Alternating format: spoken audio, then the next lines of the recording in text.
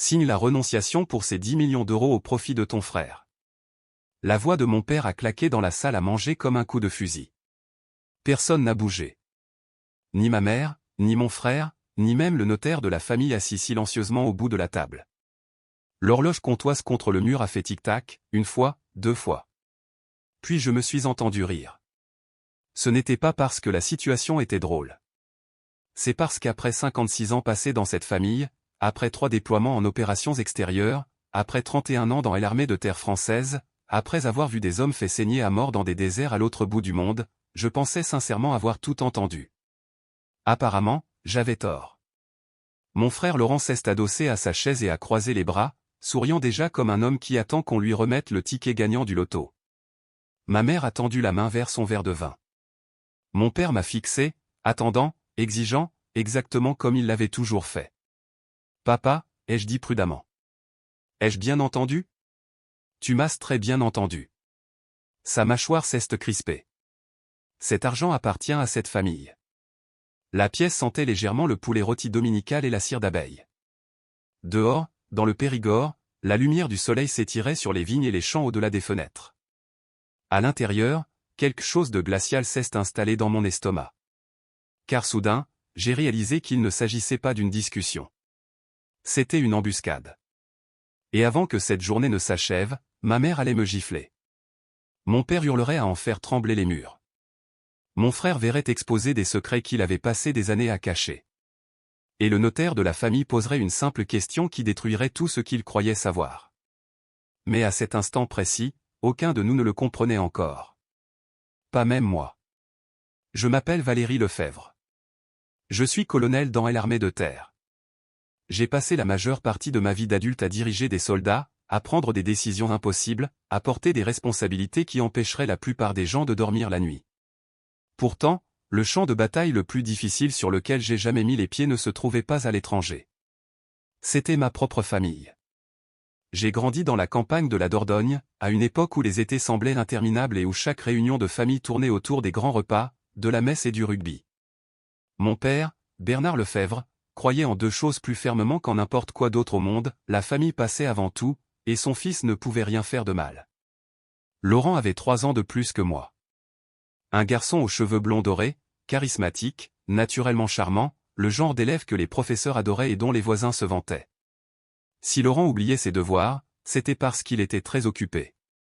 Si j'oubliais mes devoirs, c'était parce que je manquais de sens des responsabilités. Si Laurent obtenait un 14/20, tout le monde célébrait. Si j'obtenais un 16/20, mon père voulait savoir ce qui était arrivé aux 4 points manquants. C'est amusant de voir comment les enfants apprennent leur place bien avant de comprendre les règles. À 12 ans, je connaissais parfaitement la mienne.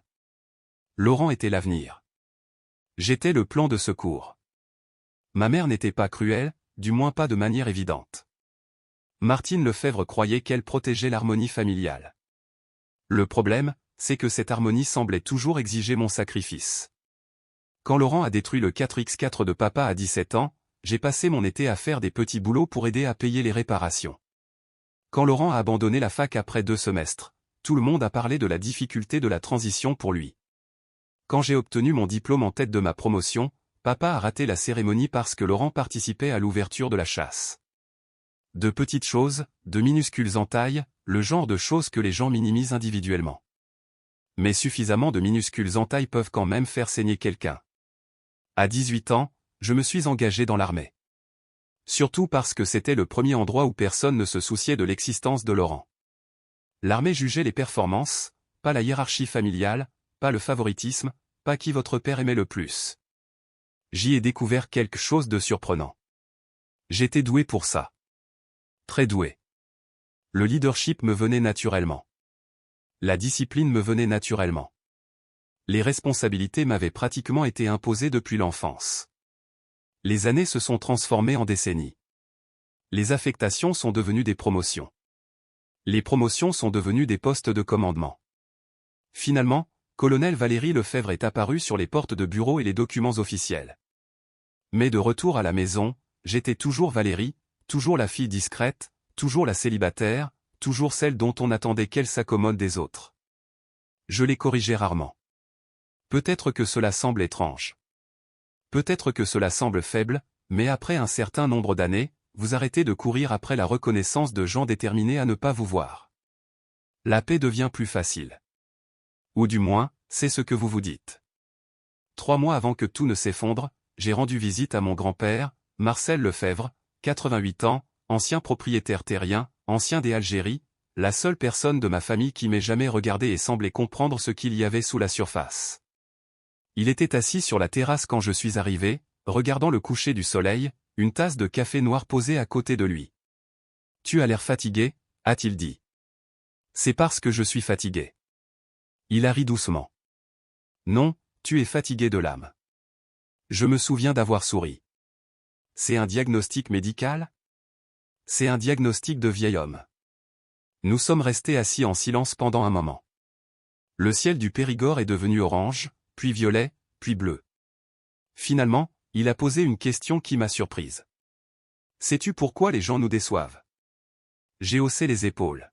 « Parce qu'ils sont humains. » Non. Il a regardé vers l'horizon.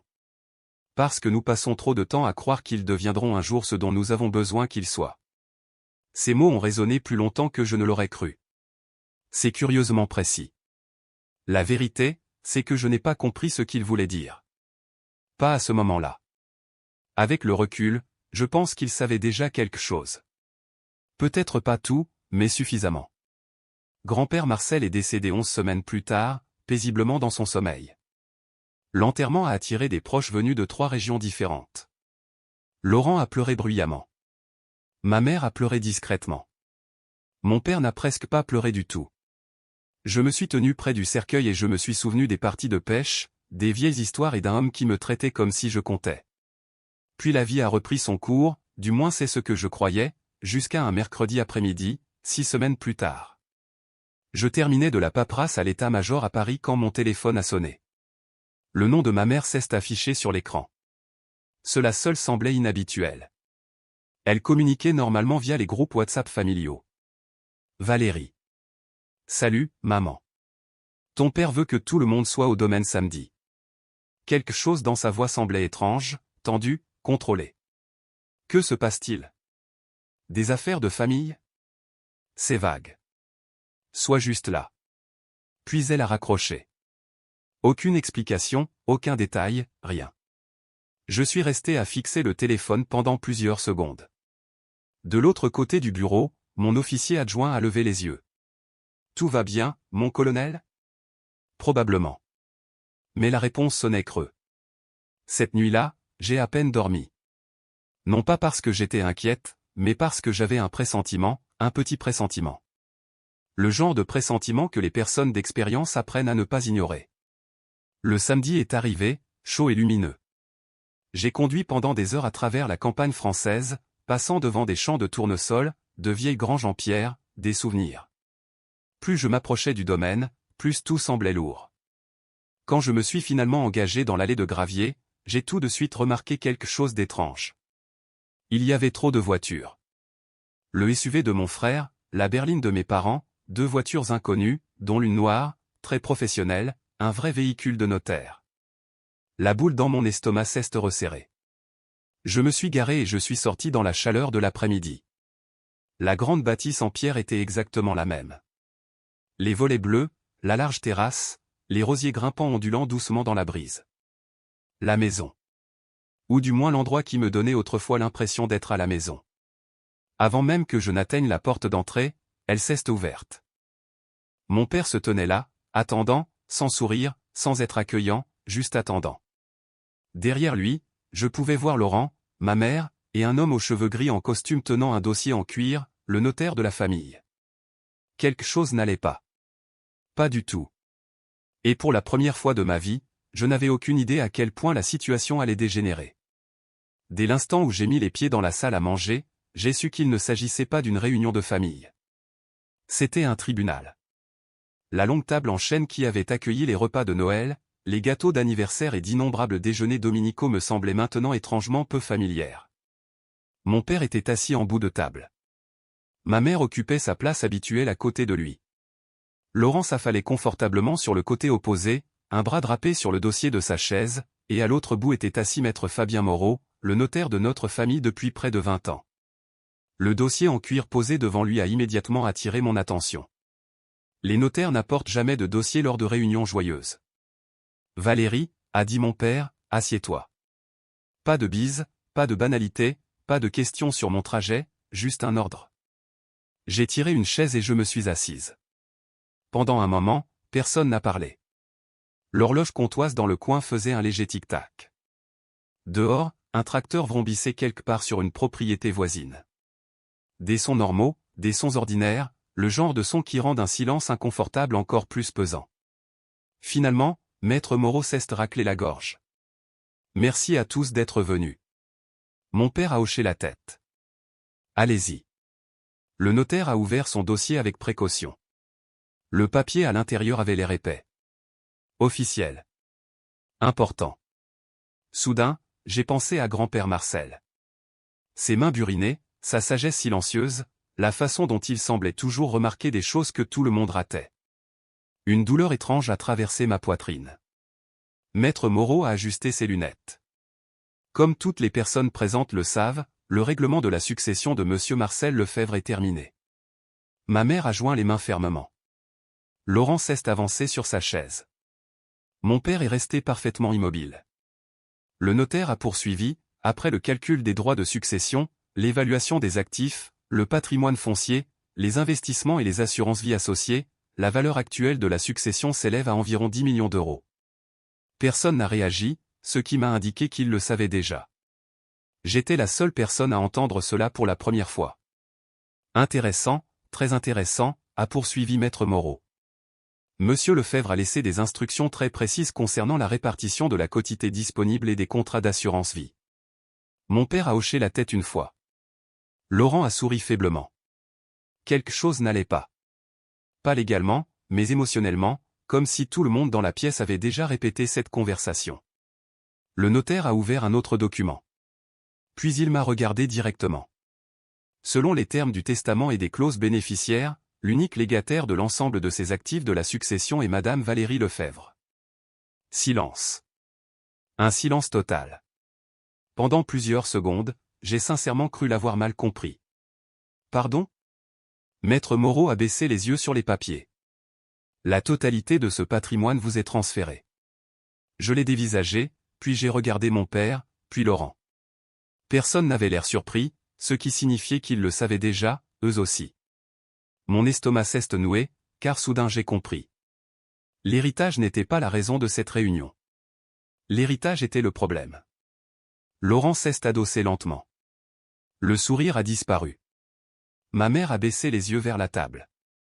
Mon père a expiré par le nez, un souffle long et contrôlé. Puis il a parlé, signe la renonciation. Juste comme ça. Aucune explication, aucune discussion, aucune félicitation, aucune reconnaissance d'aucune sorte. Signe la renonciation. J'ai cligné des yeux. Quoi ? La voix de mon père s'est durcie. Signe les papiers pour que cet héritage aille à ton frère. Les mots sont tombés de façon si absurde que pendant une seconde, j'ai cru qu'il plaisantait. Puis j'ai vu son visage. Il ne plaisantait pas, pas le moins du monde. J'ai regardé vers Laurent. Il n'avait pas l'air gêné, surpris ou mal à l'aise. Il restait simplement assis là, à attendre comme un homme qui attend la livraison de quelque chose qu'il a déjà acheté. J'ai ri doucement, un rire sincère, non pas parce que quelque chose était drôle, mais parce que la réalité était devenue ridicule. Vous n'êtes pas sérieux. Laurent a pris la parole pour la première fois.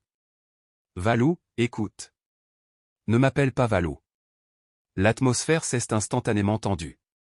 Personne dans ma famille ne savait à quel point je détestais ce surnom parce que personne n'avait jamais pris la peine de me le demander. Mon père s'est penché en avant. Ton frère a une famille. Ça y était. L'argument, le même que j'entendais sous différentes formes depuis des décennies. Laurent avait besoin. Laurent méritait. Laurent comptait. Et moi ? Ma mère a fini par parler. Valérie, tu n'as pas besoin de ce genre d'argent. Je l'ai dévisagé. Vraiment ? Non. Sa voix s'est adoucie, presque suppliante. Tu as toujours su te débrouiller toute seule. J'ai failli sourire. La logique était fascinante. Parce que j'avais travaillé dur. Parce que j'avais fait des sacrifices. Parce que j'avais été responsable. Je méritais donc moins. Laurent méritait plus parce qu'il avait fait le contraire. Remarquable. Mon père a continué. Laurent a des enfants. Il a aussi une entreprise. Mon frère s'est agité sur sa chaise. Une entreprise en difficulté. À qui la faute? La question m'a échappé avant que je ne puisse la retenir. La pièce s'est immédiatement glacée. Le visage de Laurent s'est assombri. Mon père a frappé du poing sur la table. Surveille ton langage. Je l'ai regardé calmement. Non, papa. Parlons franchement. Personne n'a bougé. Personne ne m'a interrompu. 30 ans dans l'armée vous apprennent quelque chose d'utile. Vous cessez d'avoir peur des réunions inconfortables.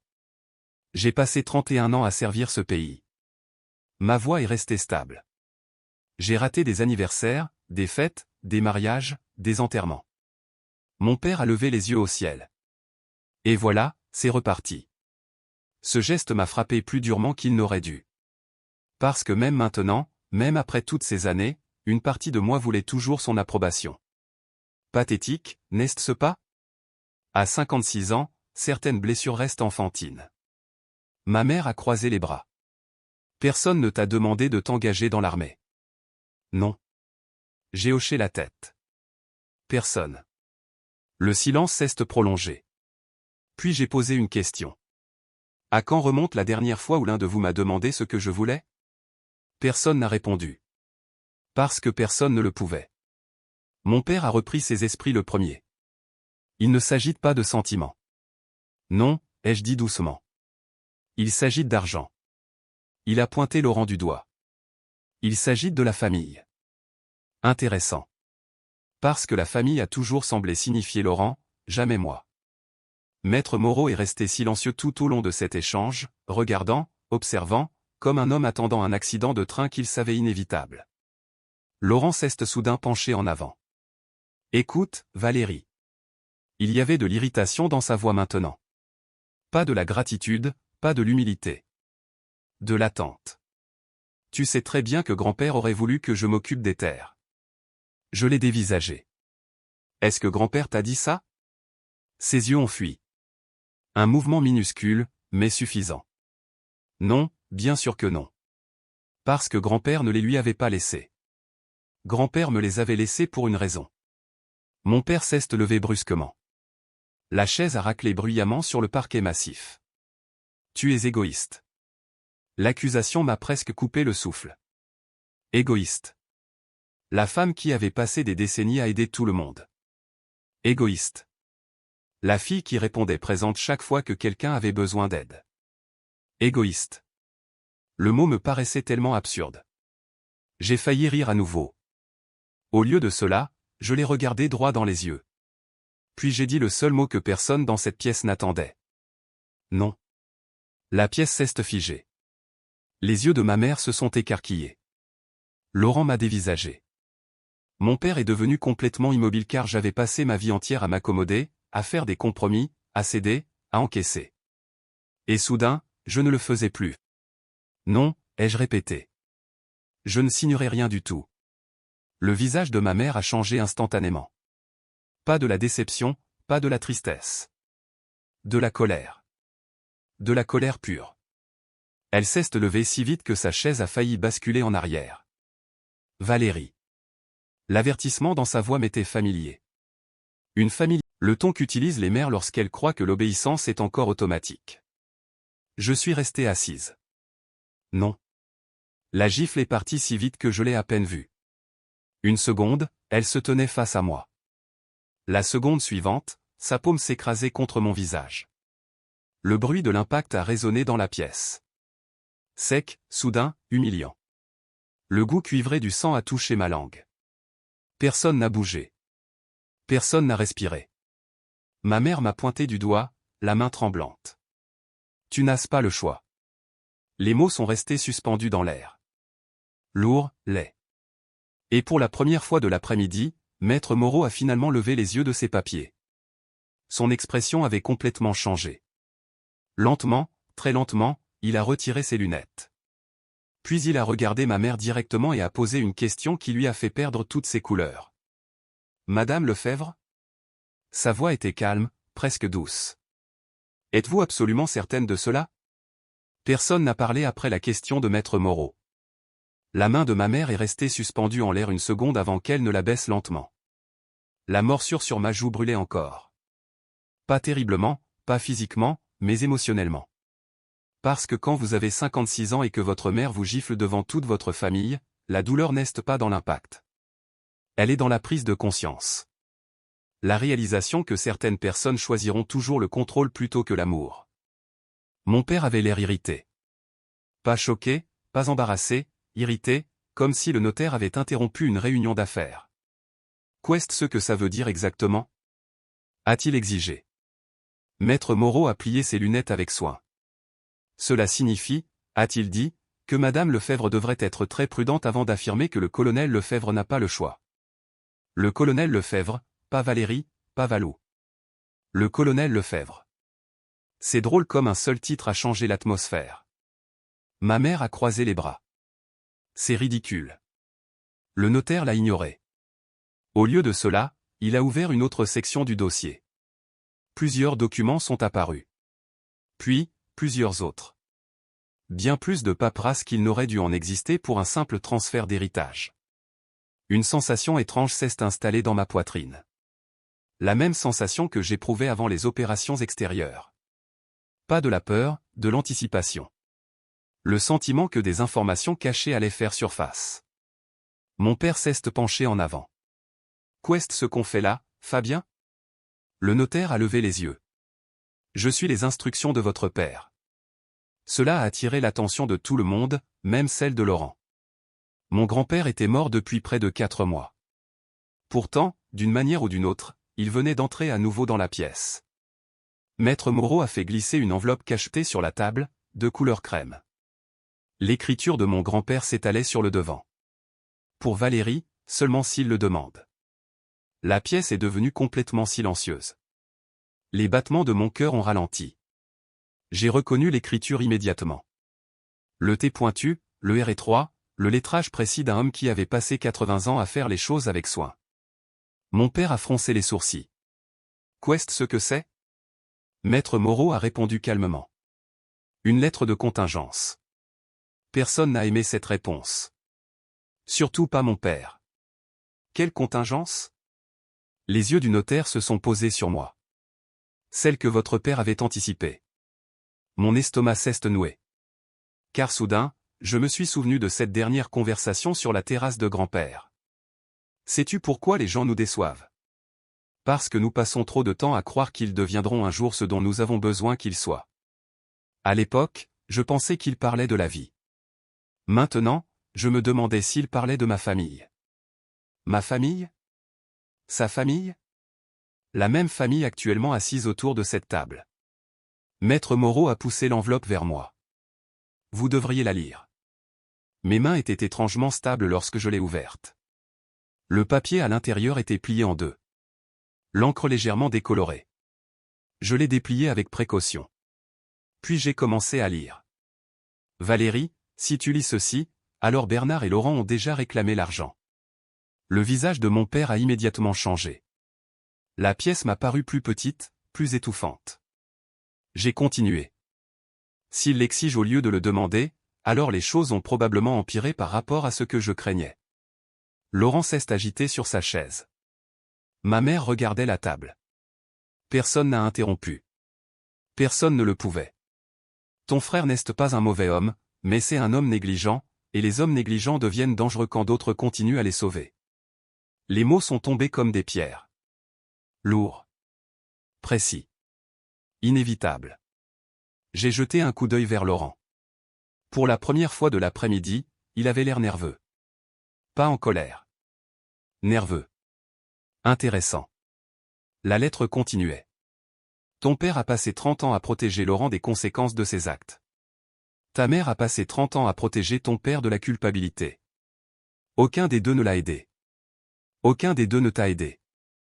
La mâchoire de mon père s'est crispée. Tu n'es pas obligé de continuer à lire ça.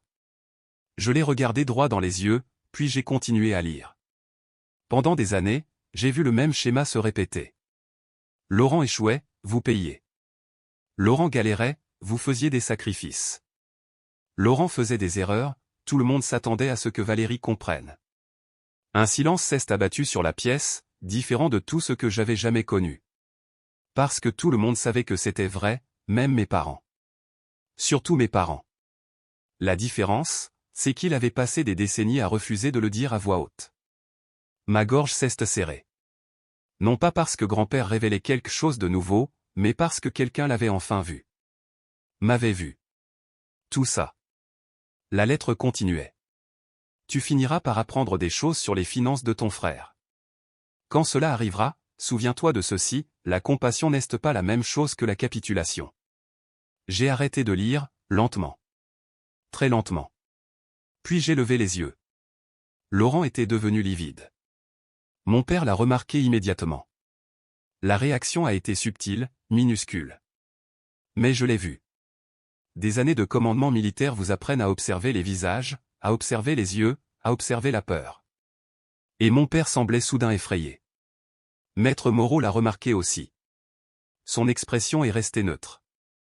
Professionnelle. Mais il y avait quelque chose en dessous. Une confirmation. Fabien ? A dit mon père prudemment. Quelle finance ? Le notaire a ouvert un autre dossier. Un dossier plus épais.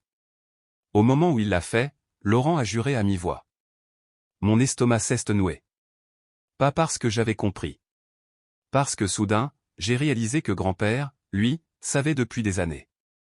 Maître Moreau a sorti plusieurs documents, des relevés bancaires, des bilans d'entreprise, des états financiers.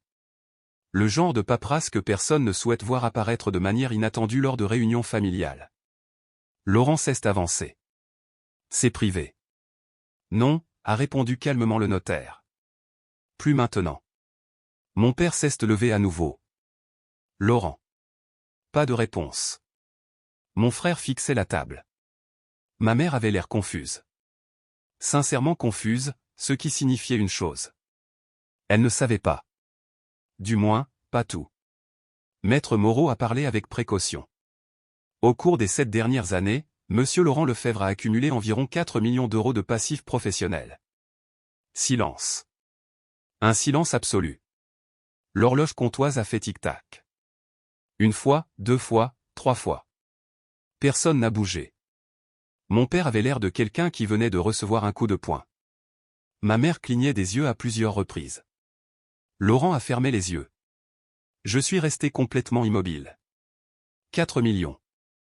Millions, pas milliers. Millions. Maître Moreau a poursuivi. Il y a également des contentieux en cours avec les créanciers. La voix de mon père fonctionnait à peine. Laurent. Mon frère s'est frotté le visage des 2 mains. C'est compliqué. Et voilà. La phrase préférée de tout le monde avant un désastre. C'est compliqué. Non, la plupart des désastres ne sont pas compliqués.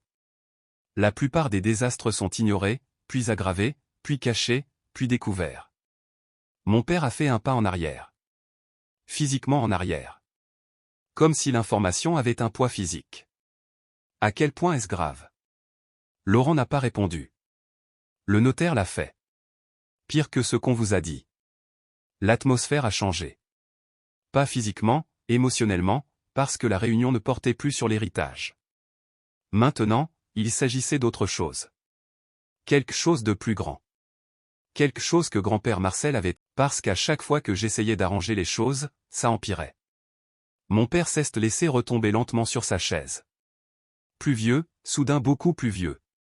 Je l'ai observé attentivement. Pour la première fois de l'après-midi, il ne me regardait pas. Il n'exigeait rien.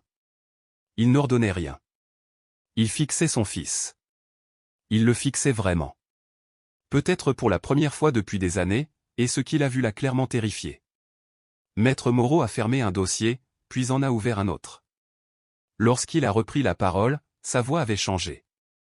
Plus douce, plus posée. L'héritage de Monsieur Lefebvre n'est pas la chose la plus importante que Marcel Lefebvre a laissée derrière lui. Personne n'a répondu. Personne n'a même cligné des yeux. Le notaire a regardé directement ma mère, puis mon père, puis Laurent. Enfin, il m'a regardé. La chose la plus importante qu'il a laissée derrière lui. Il a fait une pause. C'était la vérité. Et d'une certaine manière, je savais que nous n'avions découvert que la première couche. La vérité. Les mots de Maître Moreau sont restés en suspens dans la pièce bien après qu'il les a prononcés. Personne n'a bougé. Personne n'a interrompu. Même Laurent est resté silencieux. Dehors, le soleil de l'après-midi avait commencé à descendre sur les champs du Périgord. De longues ombres s'étiraient sur les vignes au-delà des fenêtres. À l'intérieur, l'air semblait s'alourdir de minute en minute. Mon père avait l'air épuisé, non pas physiquement, mais spirituellement, comme un homme qui venait de découvrir une fissure dans des fondations qu'il avait passé des décennies à feindre d'être solides. Maître Moreau a plongé la main dans le dossier à nouveau. Puis il en a sorti une autre enveloppe. Celle-ci était plus épaisse, plus ancienne, les bords légèrement usés. Mon estomac s'est serré. Bien sûr, il y avait une autre lettre. Grand-père Marcel avait toujours cru que les choses importantes devaient être révélées par couches, jamais tout en même temps. Comme un bon paysan vérifiant ses clôtures section par section, ou un parachutiste sécurisant un bâtiment pièce par pièce. Le notaire a placé l'enveloppe devant moi. Pour Valérie, dernières instructions. Personne n'a parlé. Mes doigts ont tracé l'écriture familière. Pendant un bref instant, j'ai oublié l'héritage. Oublié Laurent. Oublié mes parents.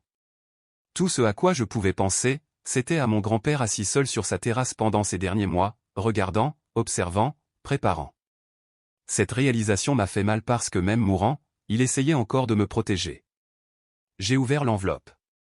À l'intérieur se trouvait une autre lettre manuscrite, plusieurs photographies, et quelque chose qui ressemblait curieusement à des documents militaires. Mon pouls a ralenti. J'ai déplié la lettre.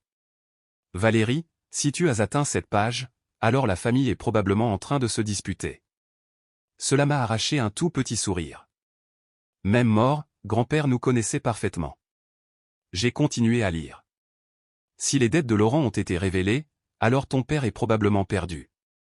Si ta mère est en colère, c'est qu'elle protège sans doute Bernard. Et si tu es assise silencieusement, tu fais probablement ce que tu as fait toute ta vie, absorber les émotions de tous les autres.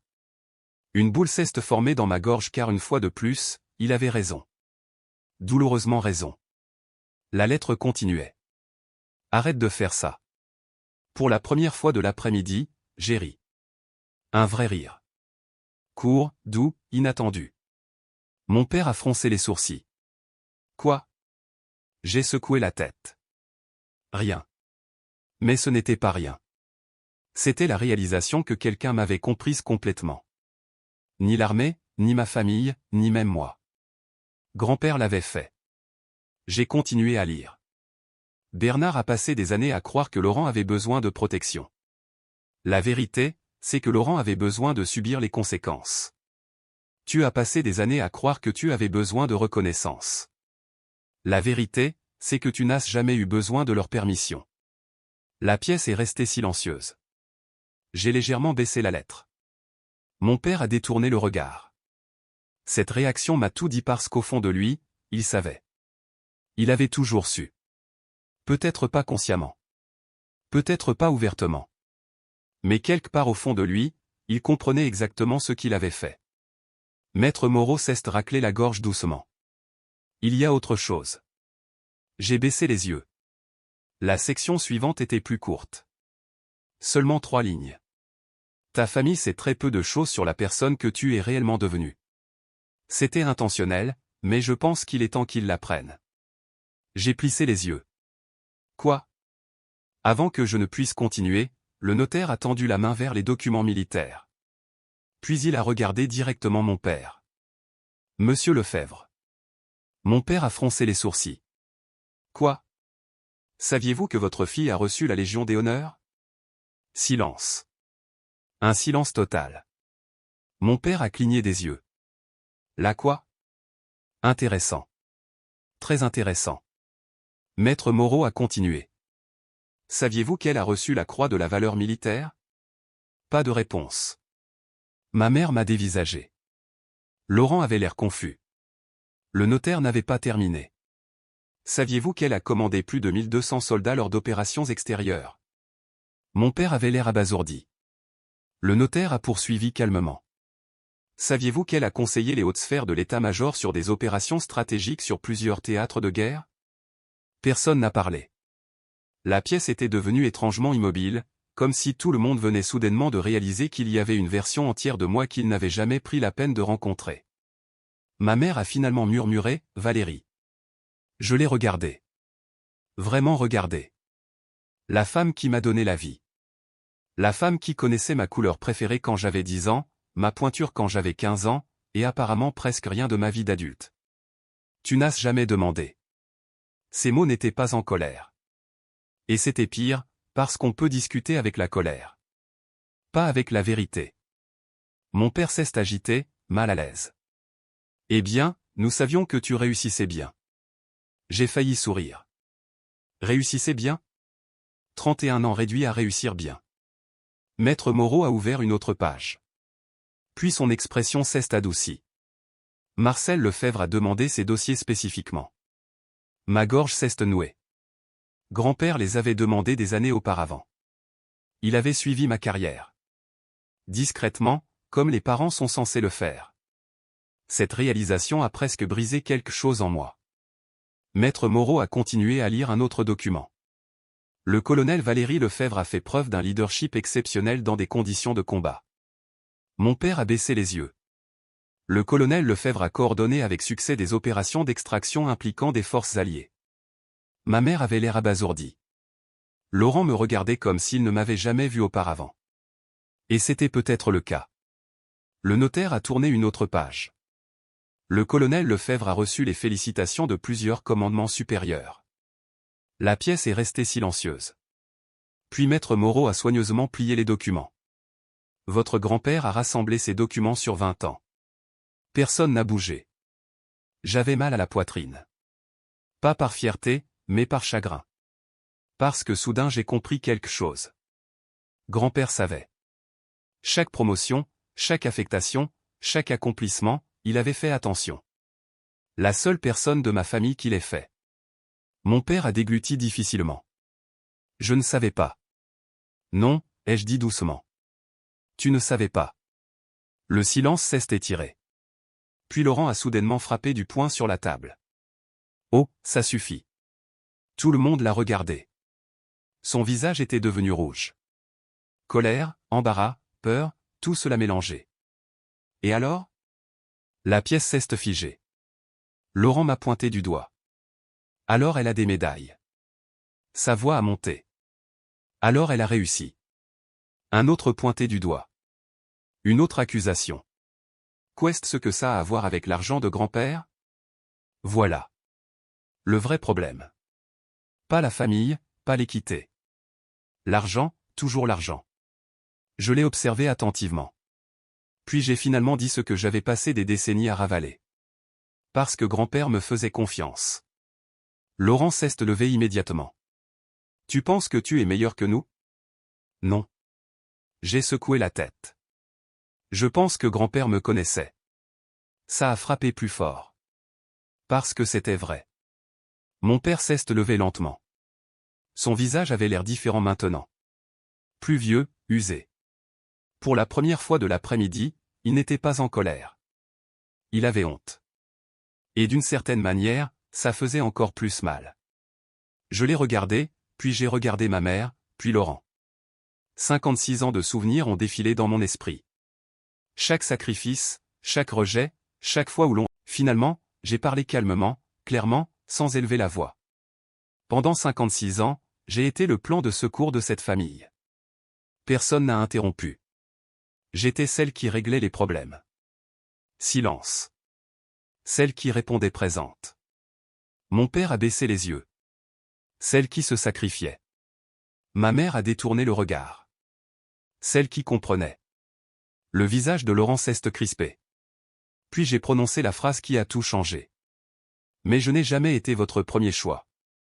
La pièce est devenue complètement immobile. Non pas parce qu'il n'était pas d'accord, mais parce qu'il ne pouvait pas l'être. Et pour la première fois de ma vie, personne ne m'a demandé de me taire. Personne n'a parlé après ça. Le silence n'était plus inconfortable. Il n'était pas tendu. Il n'était pas colérique. C'était le silence qui s'installe lorsqu'une vérité a finalement été dite à voix haute et que personne ne sait comment la remettre là d'où elle vient. À l'extérieur de la fenêtre de la salle à manger, le soleil avait commencé à sombrer vers l'horizon. Le ciel de la Dordogne brillait d'orange et d'or au-dessus des champs. Je me suis souvenu d'avoir eu 8 ans et d'être assise sur ce même plancher à faire des puzzles pendant que mon grand-père buvait un café tout près. À l'époque, je croyais que la famille restait la même pour toujours. C'est drôle comme l'âge vous apprend le contraire. Mon père s'est laissé glisser lentement sur sa chaise. Pour la première fois de l'après-midi, il avait l'air d'un vieil homme. Pas de Bernard Lefebvre, le puissant propriétaire du domaine, pas du père qui avait toujours les réponses, juste d'un homme de 78 ans regardant en face les conséquences des choix faits sur des décennies. Ma mère était assise immobile à côté de lui. Laurent est resté debout, les mains serrées en poing. Personne ne savait quoi dire. Finalement, mon père s'est raclé la gorge. Sa voix semblait plus faible que je ne l'avais jamais entendue. Valérie. Je l'ai regardé. Il a dégluti, puis a baissé les yeux vers la table. Peut-être que ce mot lui faisait mal. J'ai peut-être fait des erreurs. Personne n'a bougé. Parce que cette phrase était historique. Mon père ne s'excusait pas, il expliquait. Il se justifiait. Il redirigeait. Mais il n'avait jamais admis d'erreur. Pas une seule fois dans toute ma vie jusqu'à présent. Laurent est immédiatement intervenu. Papa, non. Mon père a levé la main. Ce geste nous a tous surpris, en particulier Laurent. Pendant des décennies, mon père avait interrompu tout le monde en faveur de Laurent. Maintenant, il interrompait Laurent. L'ironie ne m'a pas échappé. Mon père s'est frotté le visage des deux mains. Quand ta mère est morte, il s'est arrêté, m'a regardé. Ma mère, la femme de grand-père Marcel, la grand-mère dont je me souvenais à peine. Sa voix est devenue rauque. Je me suis promis de protéger cette famille. Personne n'a parlé. La lumière du soleil a baissé dans la pièce.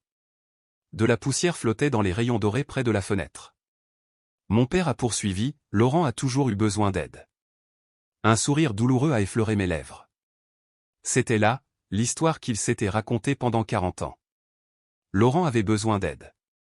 Valérie s'en sortirait très bien. Laurent avait besoin de protection. Valérie pouvait gérer. Laurent avait besoin de soutien.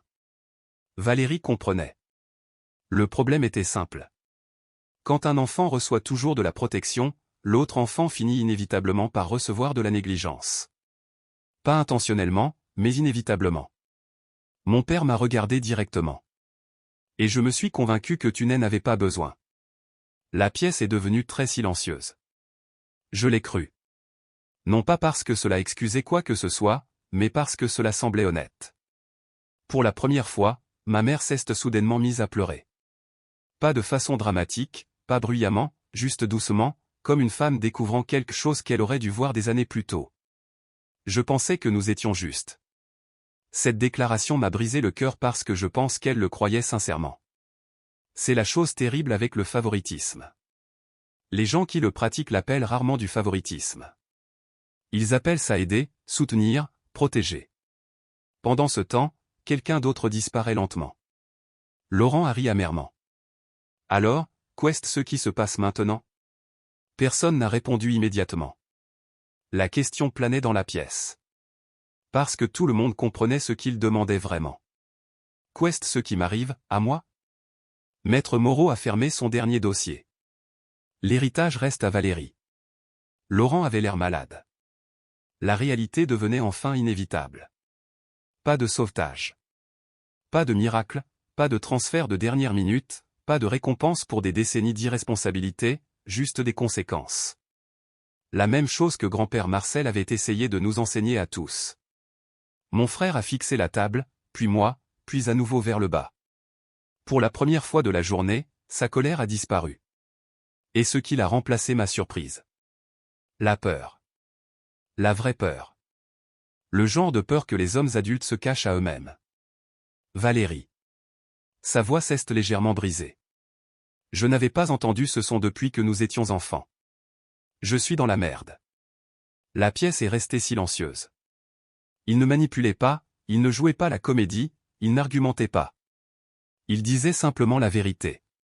Peut-être pour la première fois depuis des années. Je sais. Il a hoché la tête lentement. Ses yeux avaient l'air fatigués, plus vieux, plus petits. Je ne sais pas comment réparer ça. Je le croyais aussi.